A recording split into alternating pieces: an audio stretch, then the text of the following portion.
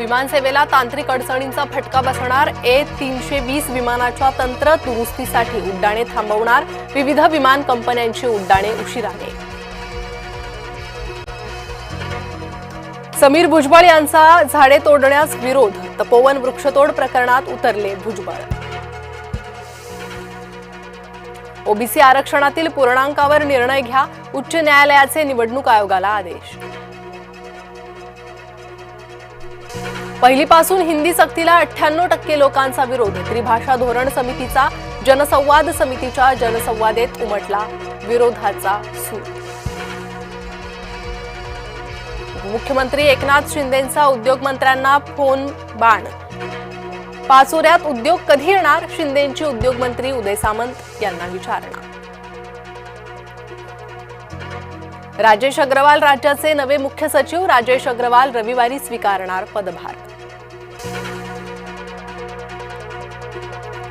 शहरातील बांधकामांच्या पाहणीसाठी नेमली समिती. उच्च न्यायालयानं नेमली 5 सदस्यीय समिती. वायू प्रदूषणाबाबतच्या मार्गदर्शक तत्वांच्या अंमलबजावणीची पाहणी. मुख्यमंत्र्यांचे खासगी सचिव विद्याधर महाले अडचणीत येण्याची शक्यता. महाले यांच्या विरोधात निवडणूक आयोगाकडे तक्रार. राज्य निवडणूक आयोगानं दिले चौकशीचे आदेश.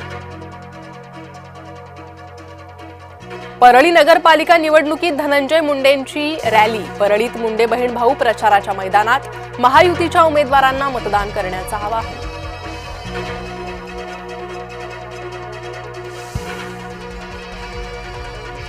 नाशिकच्या तपोवनातील एकही झाड तोडणार नाही. झाडं तोडण्याचा कुठलाही निर्णय अद्याप झालेला नाही. मनपा आयुक्त मनीषा खत्री यांचं वक्तव्य. मुख्यमंत्री देवेंद्र फडणवीसांना दिलासा. काँग्रेस उमेदवार प्रफुल्ल गुडधे यांची याचिका फेटाळली. ईव्हीएमवरील निवडणूक रद्द करण्याची केली होती मागणी. ठाण्यातील मशाल मोर्चाला मनसेचा पाठिंबा. ठाणेकरांना फायदा होत नसेल तर मंत्रिपद काय कामाचं? अविनाश जाधव यांचा उपमुख्यमंत्री शिंदेंना टोला.